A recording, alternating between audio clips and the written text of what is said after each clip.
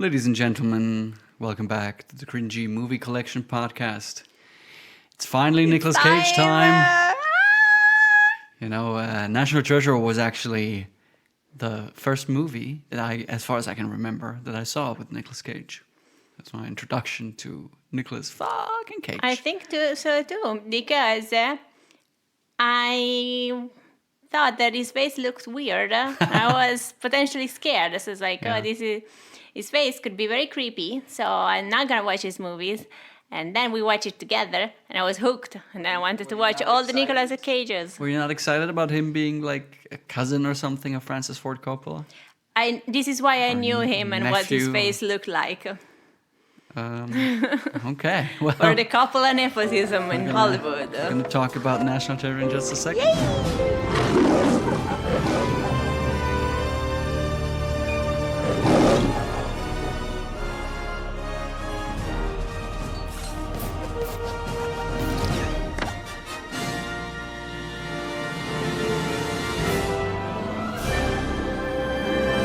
National Treasure was actually a movie that we watched at boarding school. Like, we were allowed to watch, which is pretty surprising, I feel, because among other things in this movie, they just sit casually at the steps of an altar in a church, which would be quite blasphemous in the circles that I grew up in. But I think that the guys with the weird symbols and the weird rings, the Freemasons. Yes, they're pretty Christian. Yeah, it's like something about Templars and shit. Yeah.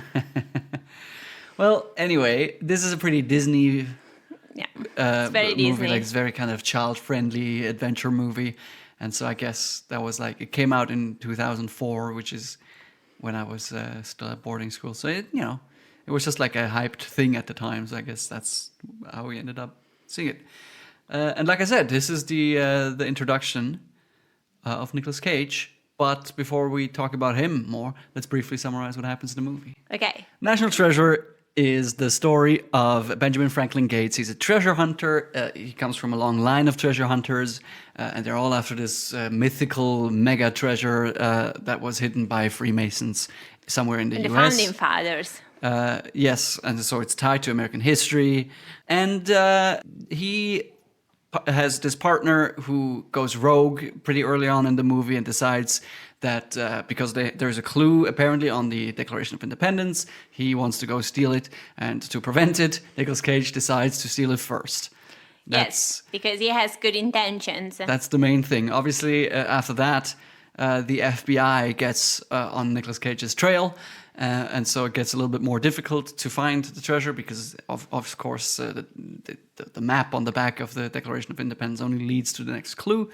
And the next clue, and the next clue, and the next clue. That's what John Voight, Benjamin's dad, would say, that it's just a wild goose chase to keep the British occupied in the Independence War. Anyway, they eventually go to the Trinity Church. They go underneath it. There's a big thing, and they actually do find the treasure, and everybody's happy. And rich, and he gets a girl. But someone's got to go to prison. Yes, that's the end. That's the general idea of it. I mean, it's a simple thing, and I think if you think about the details too much, it actually gets a little wild.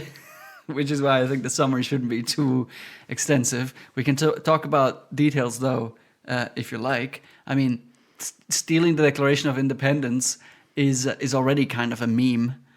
Yes.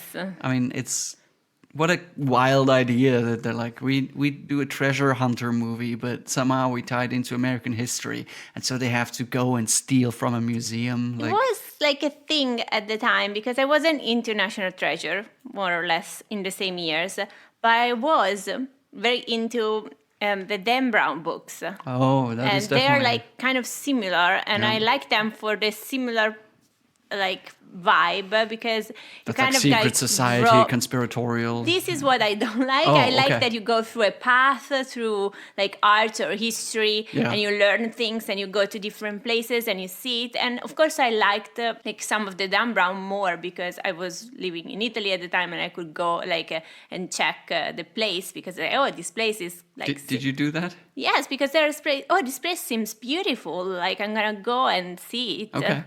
and it was beautiful. The art was beautiful. It's like I didn't find any hidden like secrets. No treasures? No, but I saw some nice art, and maybe you learn something. But then it gets ruined because you have the conspiracy theories, and so.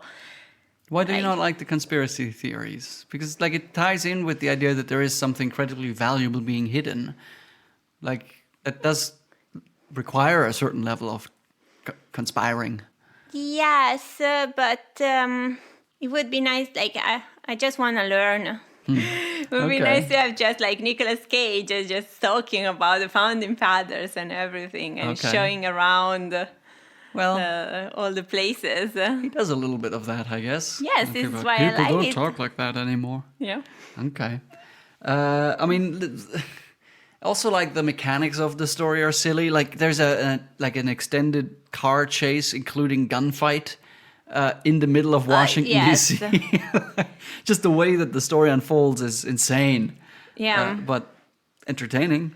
Yeah, it seems weird that there is no more police at some points. Right, and the FBI is mega dumb. Like, they just, Ian Howe, the bad guy, calls Ben on the phone while he's in custody with the FBI, and he tells him to go somewhere.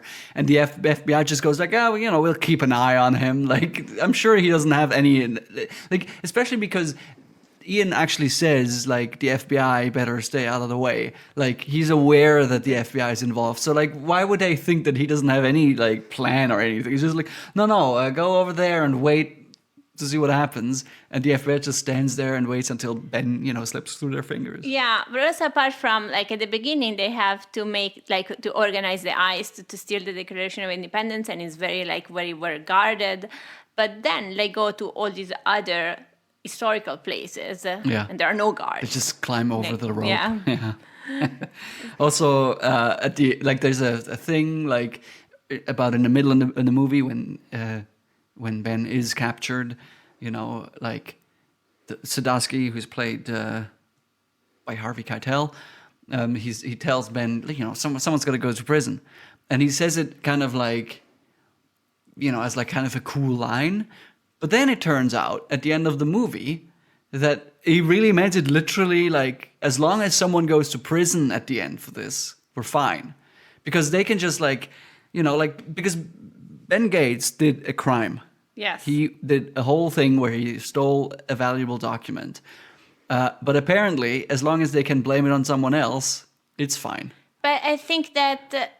I see the point, and Ben committed a crime, but he also tried to warn everybody that somebody was going to steal the Declaration of Independence, and technically it is written on the Declaration of Independence that you shall do what is better for your country. I don't know what it says on the Declaration of Independence. Is it actually like when he reads from the Declaration? Is it actually what's? Oh my gosh, I hope so. Exactly, but this is the kind of movie where it might just not be accurate. Oh no, I don't want that. Well, one thing I know is that the Declaration of Independence actually, like, the ink is barely visible, and like it's it doesn't look like the way it looks in the movie. Like I don't think you could read off of it. Anyway, it's silly. Yeah. It also has silly hacker tech from 2000, like little joystick robot thing to patch into the video system, and you take a little 9-second video clip and you splice it in, and so everything that Riley Poole, who's played by Justin Bartha, everything he does in terms of because he's like the hacker technical guy. He's the smarty pants, I suppose, in terms of. He doesn't know about history, but he knows about gadgets. Whatever he does is just kind of like random stuff. Like he's just, he's pressing buttons on a keyboard and something happens that's useful. That's very much what it was like in the 2000s when like hacking was displayed. It actually gets worse in the sequel, which is also in the collection. So maybe we'll even talk about it. But it then. seems weird that you just clip things to cables that are weirdly easily accessible, and you're in the mainframe. Yeah, but pretty much. This is the kind of thing that bothers me about scripts. Is like when it's not like, it's something like Mission Impossible. Actually, in this movie as well, we have an extended heist preparation scene where we're explained everything that happens, and then we learn how these measures are thwarted, right? Mm-hmm. Which is great, because that's like you're setting something up and then you're solving the problem. But when you're just showing random cables being attached to other things, you're kind of suggesting that we all know that in the real world, this is what it's like. Otherwise, it's just a random thing. And we all know it from another movie that did it. That it's true. It's very much referential to, like, this is just an idea of how you get access to video cameras. But it's exciting. In fact, that whole heist sequence is really cool because it's a parallel heist. Yes. Like, we learn about how, Nicolas Cage and his friend are doing this heist in a very elegant way, like without having to use any violence or force. And then when the heist starts happening, we get Ian Howe, he uses the force. He uses the force. He uses the more brutal approach that includes tasering a guy and just breaking doors. And it's pretty cool because it is actually kind of characterizing our main protagonist and antagonist. It's like, how would they do the same, like accomplish the same thing? It's a very different approach. I think that's pretty good. Yeah. And it leads us to our protagonist and antagonist, which I want to talk about. Yay. Nicolas Cage. Nicolas Cage is the national treasure. He is, I think it's what I absolutely love about this movie. Yeah? Yeah. I think compared to some of the kind of more famous performances, this is pretty normal Nicolas Cage, but it works really well, and you never he's forget just a likable your guy. first Nicolas Cage. It's the first time. No, but it's just like really like a likable kind of, like driven character, and also what really comes across is this kind of like this love for history, and this fascination with kind of the American past, which is pretty important. Because one of the conflicts in the movie is that Benjamin Gates and his father don't get along anymore because his father, who comes from the same line of treasure hunters, is the odd one out because he stopped looking for the Templar's treasure and instead just lives a normal life. With health insurance. With health insurance and a Cadillac. So it's important that Nicolas Cage, Benjamin Gates, is doing this not because he wants money or whatever. Like, basically not for the reasons that Ian Howe is after the treasure. Yeah. Not even the glory so much, but like it's about history. Like, it's like this access to history. And also to know that there is a treasure after all. Like, it's not a generation of people in his family went after these. Right. Illusion. Right. It's about proving something about his identity as well. Yeah. And I think that's good. That's like, that gives it a little bit more of a flair, because it's just like an adventure movie. Yes. And it adds a little bit to have some interesting motivation, and it's nice. I think that all the characters are pretty good. I really like Benjamin's dad. Like, he's just played by Jon Voight. Like, everything, every facial expression that he makes is just so funny, and the fact that he has pizza, and then when they tie him, so the FBI will not think that they are cooperating. He's just there with the bottle. He's got a big gulp. Yes, and it's just a little straw. Yeah, it's just like everything he does is funny, even when he's grumpy. He's got major like old man vibes, and it's lovely. Yes, grumpy old man. I think that the only character I don't particularly like is the woman, Abigail Chase. Abigail, for two reasons. One, you don't present this character that is like has all this integrity and respect for history, and then she just to get her fingerprint, Benjamin gives her a pin because she's collecting Washington's election pins, and she misses one, and he has it and gift her. And she's a government employee, so she shouldn't accept gifts for above $100. And are these the rules? Yes. Okay. And it's like, oh, I shouldn't accept these expensive She wigs. says normally I wouldn't, but I really want to keep it. Yeah. And it's like, this is, first of all, not really in character with everything that she does afterwards. It seems that she's very, like, straight moral well, also, person. she's very protective of the historical artifact. Yes. Like, she's taking her responsibility very seriously. Yes. So being irresponsible seems strange. Yes. And second, because I think that, okay, we needed a third person in the group of... Ben and Riley? Yes, it works better if there is a third person, but she's there because there needs to be some romance. And I just don't agree that it needs to be some romance in every movie. Like, can you give me a movie in which there is no romance? I think Diane Kruger is fine. I also agree that of the cast, probably the weakest part. I don't mind it too much, but it is what I absolutely hate, is that that scene sort of toward the end of the movie where, like, Nicolas Cage just randomly makes out with Diane Kruger, and it's like one of those, like, I guess the movie needed that now. Like, it doesn't even make sense to be doing that in this. Like, are you horny because you're about to die? Like, what's going on? I think that this is what most people would do. Really? I wouldn't just kiss a person randomly that I've never kissed before. If I was a hostage. But it seems that there was some kind of sexual tension before, when they both were, like, so geeky on the history, and then when they did the scene in which they're changing clothes in the changing rooms, it seems to be something suggested. I'm not saying that they couldn't end up together, but they've known each other for 2 days. Yes. They're in a very precarious situation, being held hostage at gunpoint. And Nicolas Cage just goes, I should kiss this woman now. Yeah. And she's fine with it. Like, yeah, I know, I agree with you. And then there's even, like, the one of the bad guys, the guy with the Scottish accent, goes like, why does that never happen to me? It's because this never happens to anyone. This is not a thing that happens. If, like, it seems almost predatory if you're a person that just randomly kisses a person you've only, like, even if there is chemistry, even if you do get along, like, I don't know, I just don't like it. It's like, this is not a likable trait in a character. Did you notice that Nicolas Cage shows, like, his dad the middle finger? This is one of my favorite little details. When they're at his house and Ben keeps asking him for these letters that they need, the Alan Stugut letters. And then it turns out that John Voight doesn't have them, he donated them. Nicolas Cage sits down and he takes off the glove that he has, but he takes it off by, like, pulling the middle finger with his teeth.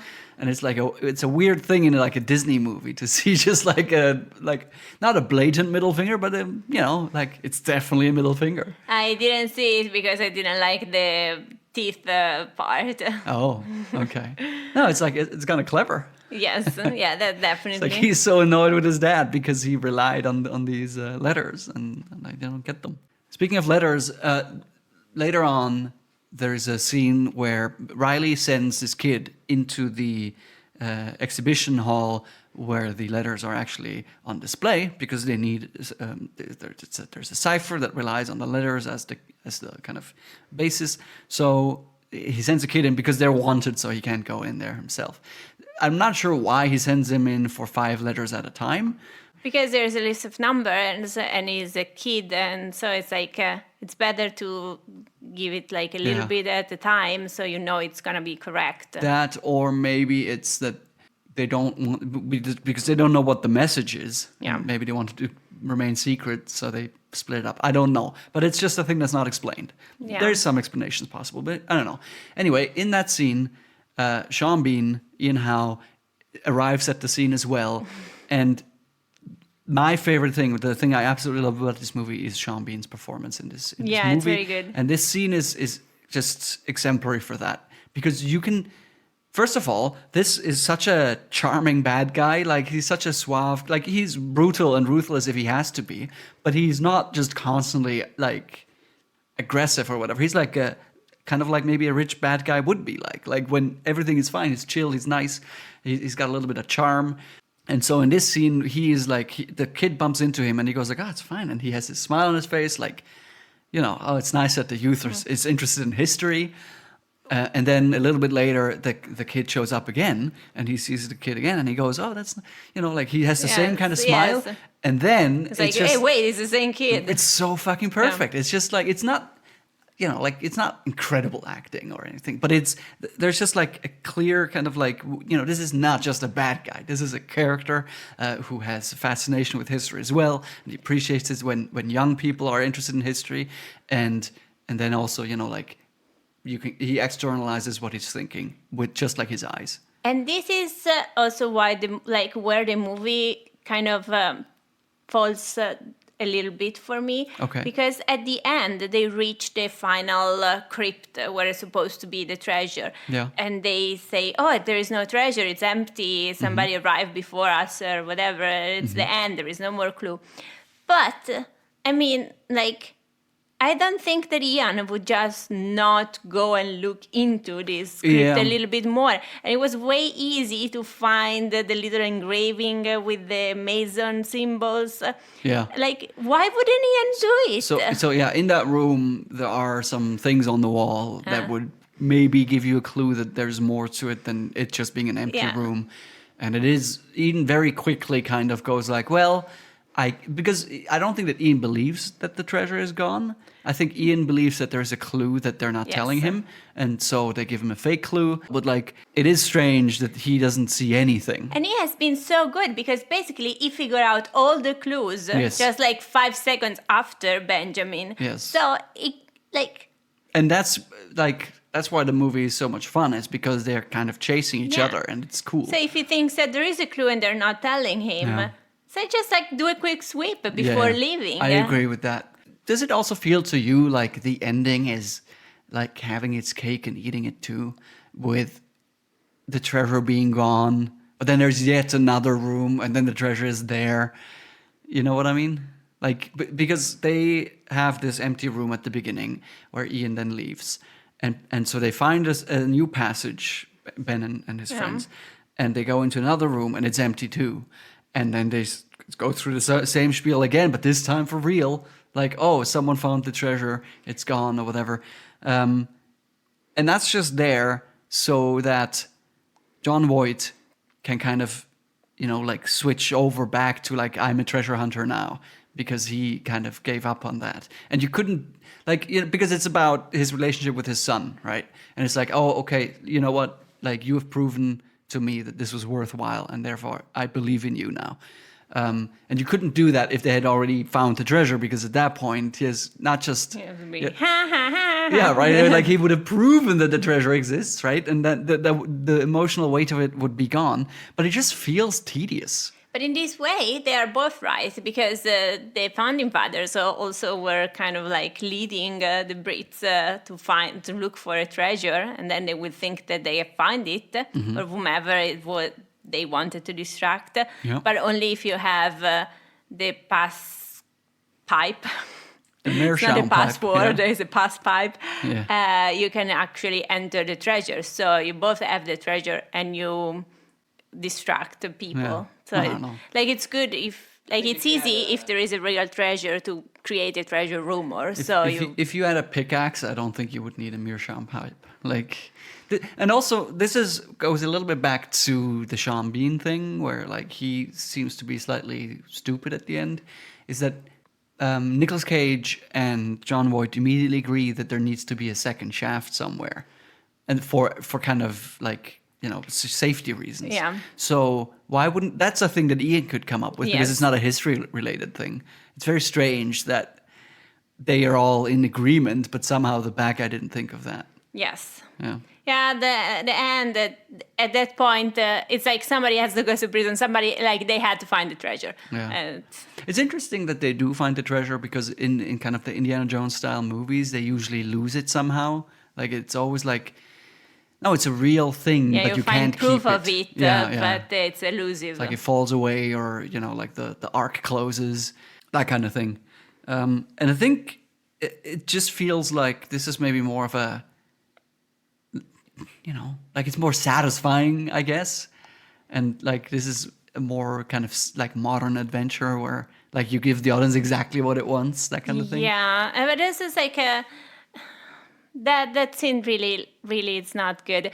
I like the effect with the fire, but Really? then it's cool. Yeah. I mean, I also always felt like, they have actual like electric torches, like flashlights, but then also Ben Gates just needs to hold like a fire It's torch just cooler, because okay. it gives an adventure vibe, which I'm okay with, but it is silly. And but like then they just go inside, and the lady looks at the papyrus and is like, things from the Alexandria's library. How can you know that they're from the Alexandria? You just lift the She's thing. an expert. It was there like She's an expert. a stamp. She's an expert in old documents. It's weird. Yeah, it's actually also like it's like one of those like just so cookie cutter. Like, okay, the dad finds the thing that was like it played this amulet that plays a big role in like in the opening sequence where they show the treasure being amassed. Like you see that thing a few times, and so because he's like the old generation of the treasure hunting family, he finds that, and Riley Poole finds a weird green man and hugs it. Like it's just like. So there was like a perfect thing for each person just nearby. No, like, I think that Riley was just very tired. I think it was exhaustion. I also felt that like when they see the stairs at the end of the treasure room, who says that those can be used? Like why are those intact but the Riley other just ones wants to go home. No, I'm just saying like you're just kind of glossing over that. But that's what adventure movies do, I guess. Like the logic is not the main point of interest for a movie like that. So it's okay. But this is a good adventure movie. Like I never really thought of adventure movies as an option. So it's like action movies or movies in which you learn something. But this is an action comedy. Yeah, but it's either like slow movies in which you think about something and maybe you learn something and there is like some history, or action movies. Okay. But here, like, there is some history and it's in an action way. So I mean, I would be very careful to say that I learn about history. Just because, like, it doesn't seem very reliable. No, but I have things that I want to look up. Okay. I hated a little bit of conspiracy theories, especially with with things on the dollar banknote. Okay. And the pyramid and the eye. Why? Wasn't that kind of cool? I don't really like conspiracy theories. Also, it's not a conspiracy to say that there's a clue and he left it on the banknote. Yeah, that's cool. That's just a cool thing. And I don't like the lady, and I really don't like. No, what did you absolutely hate about this movie? Don't list the thing. Like, what is the one thing? The glasses. You don't like the glasses? Yes, because they make me sick. So there are there's this pair of bifocals that have kind of tinted glasses, and they can be used to see different kind of things on the back of the Declaration of Independence. And it's like a secret map thing. And the effect is a little bit strange. Like it's very nauseous. Okay, you got sick from it? Well, I had to avert my gaze, so I absolutely hate that, because otherwise I would have stared at Nicolas Cage. This movie is like a lot of chase sequences. Like it has a heist thing at the beginning, and an action, like a bunch of like cool like adventure action stuff at the end. But then in the middle, it starts with a car chase, and then there's a running around in the streets of Philadelphia. Like there's a lot of just running around, and I think one of the reasons why that's fun is because of the music. Because the music has kind of two modes. It has three modes, but the two main ones are kind of sweeping history. Sweeping history. Yeah, well, like there's a certain triumphant sound, like adventurous, like you get inspired by it. And then it has the kind of like just like guitar riffs that like punctuate action moments. Yeah. And it works really well. It feels rockin', like it. Dun, like, dun, dun, dun, dun, dun, dun. Well, yeah, I mean, sure. But then, like, if you pay attention in the actual, like, action sequences, like, there's just, like, heavy guitars going, like, and it's, I don't know, that's just fun. And I really, I remember listening to this soundtrack all the time when I was younger. Great fun. I love it. Yeah, it's really well fitted for this movie. Yeah. It's like action, adventure, and then heroes. And then it has some of these kind of, like, almost like elevator music, like the like kind of like this is just more kind of modern, like appropriate music for when they're looking at, like blueprints of a building. Like that, that's not an exciting action thing. That's not a epic history thing. So there's just like weird, like filler, yeah, which is good too. This movie, especially at the beginning, because they're doing a heist, is Montage City. Yeah, it's a good time. Yeah, it ties into the music, of course, because you need a nice track to play. And there aren't really any in the credits. I noticed there's a bunch of songs listed. I don't remember any of them playing. Are they on the radio at some point? Maybe they are sung without words. Maybe. I just don't remember any songs. No. I just it was all instrumental score, and it's great. There's a montage when they prepare for the big heist. I actually also quite like that just seamlessly leads into the actual heist. Yes, that's like nice. They're preparing. We're seeing a few little things. We see that he takes a photo of the security guy, and then there's a beat, and it's evening, and they're going in. Yes, it's good. And Nicolas Cage doesn't pay attention to Riley. He just gets out of the van and closes the door, even though Riley wants to ask him if he's sure about it. Riley is adorable. Yeah. He's like Justin Bartha is perfect. Like I actually went and I want to like see movies with him in it just because of this performance. And I mean, he's in the Hangover, obviously. Really? Yeah, he's the groom. Oh. Who's the guy who's missing the entire movie. But I don't know. There's nothing quite like his Riley Poole. I'm really glad that at least there's a sequel to this movie because he gets to do this. Like, this, we talked about it on the podcast, that we have slightly different attitudes towards sequels. But I think in this case, Justin Bartha never does something as charming as Riley Poole. He's a lovely actor, don't get me wrong. But it's just like, I like that character and I want to see more of it. Yeah. But why we have different attitude? Because I forget. I forget the movie and then I can watch it again. It's like the first time. That's an interesting phenomenon. We have seen this movie together before. We watched it for the podcast. And you kept going like, what are they going to do? Like you didn't know how they're going to do the heist. And of course, I've seen the movie probably like 20 times or something. Like I watched it over and over as a kid. Also in German. So sometimes I know, like there's a scene during the chase sequence, Nicolas Cage runs around the corner, and then instead of keeping running, he just waits there, and when the bad guy comes around the corner, he just punches him in the face. And it hurts his hand, and he hates it. And then another guy shows up, and he goes, "Oh, come on!" And he keeps running. And in German, I just can't get it out of my head, he says, "Oh, bitte nicht!" Which means, please no. Not. Which is the exact same thing. That's very Benjamin of him. But it's just like, it's like a weird thing. Oh, bitte nicht.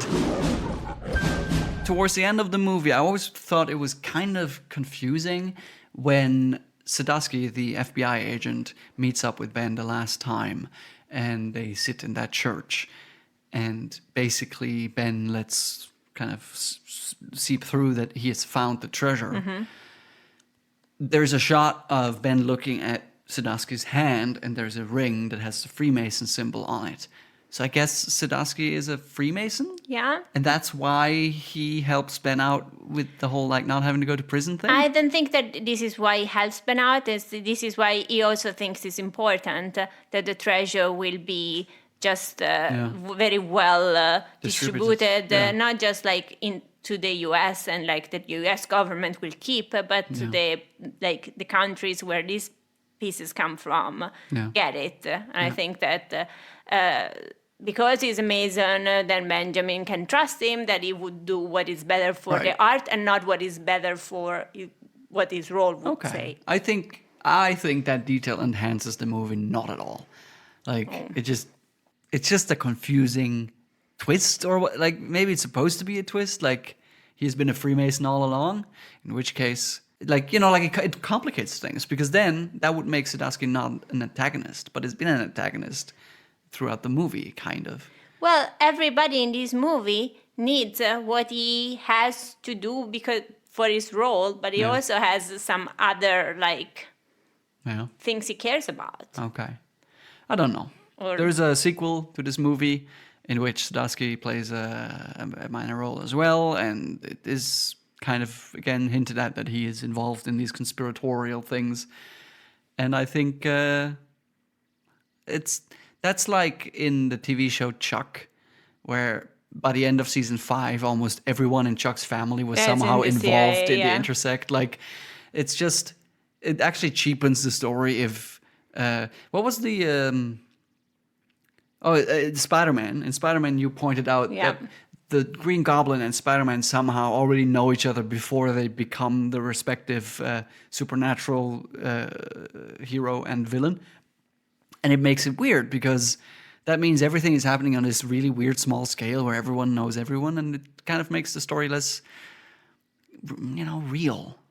Because it's like these kind of coincidences are on top of, already it being a wild idea that there is a treasure map on the back of the Declaration of Independence. So don't, on top of that, also make it like everybody involved is somehow a Freemason or whatever.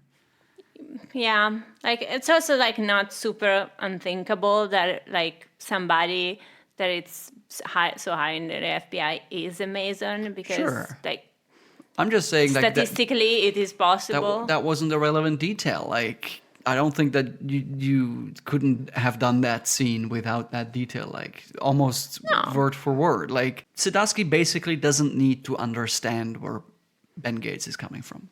That's what I'm saying. Like, it just doesn't matter. Yes, I agree with you, but I don't find it confusing.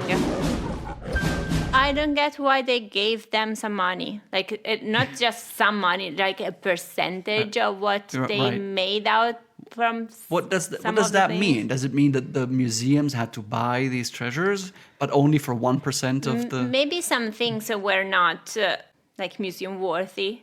Maybe they're just, like, gold, like bars and stuff like that. Yeah. And so they got a percentage of the money. Yeah.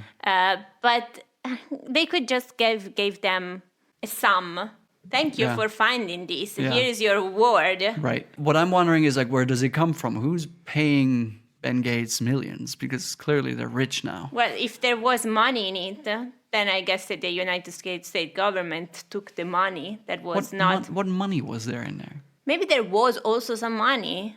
Yeah, but there wouldn't be current currency. It's gold. But you don't like sell like doubloons or whatever they have. Like, these are historical artifacts.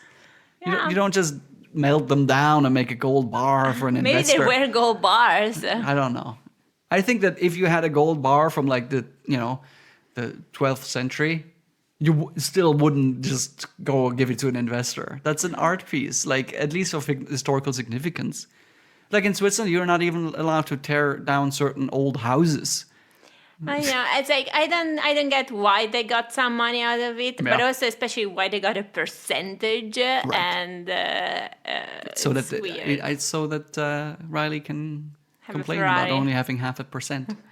How do you like the ending? There's an alternate ending. It's basically a setup for a different treasure. So you know how there's kind of a joke about Diane Kruger gives Nicolas Cage a little piece of paper and says, "Oh, it's a map to something," and maybe banging. I don't know. Like, it seems to be. It's the map to my clitoris. Yeah, it's just like a diagram of the female reproductive system. For Dwight, you can figure it out, and she runs away. Yeah. And so maybe like it's. I don't remember the details. It's on the DVD. We can check it out. But the alternate ending, they are at a museum, I think. And then there's like a pirate treasure. They find a clue to that. And they go, "Oh, I guess we're going again." And then the movie ends. I think this is better. This is more kind of silly. And it's got Riley in a Ferrari, which is fun. Yeah, and they don't have to keep going for treasures. They could just like history without it. Yeah. Also, did you know that this movie was never supposed to have a sequel? Like, it was just surprisingly successful, so they were like, well, we should make another one. That it's good. Like, I don't like when there is a sequel teaser at the end of every movie, just in case. Yeah. I mean, I actually don't mind, like, an ending of a movie that suggests that more comes after without there being a plan for a sequel. Like Batman Begins, that just ends with, like, oh, there's a criminal around and he leaves playing cards there. And you go like, oh, that's the Joker. But I never thought we need the Dark Knight now. Well, you know? because we already knew that there are several Batman villains. Right, but we also know that Batman doesn't just stop, you know, like, or anyone. Yeah. Like, Nicolas Cage doesn't just do nothing after this. It's weird that he keeps hunting treasures, but, you know, like, I think it's cool to say, here's a teaser of what they're going to do, but we're not going to show it. I don't know, in my mind, every time it feels like it's a teaser of a sequel. Yeah. Because And they I think, do it so much. Yeah, I think nowadays it's also like you can't innocently do that anymore. Yeah. It's just, look, if you're doing that, then one thought that you had was, well, if we do a sequel, this will be pretty cool. It's like, well, if this movie makes money, then we already have teased the sequel. People are ready to come and get it. So And definitely because of that, I like this ending that is in the movie slightly better because there's just a levity. There's a weird joke about Nicolas Cage getting laid. And Justin Bartha is complaining while driving in an expensive sports car, and that's fun. Yeah. And that's National Treasure. Oh my gosh, we treasured. We did treasure. You want to at all talk about the fact that there's a TV show? No, Fuck no, that. please not. Fuck that. Next time on the Cringy Movie Collection podcast, it is Robert Zemeckis' Contact. Really? It's my turn. Yeah, nice. Yeah. Based on Carl Sagan, who wrote a book, and Contact is based on that. I did not know about this. There is we're already starting early. With Jodie Foster and Matthew McConaughey. All right. All right, we see you next time.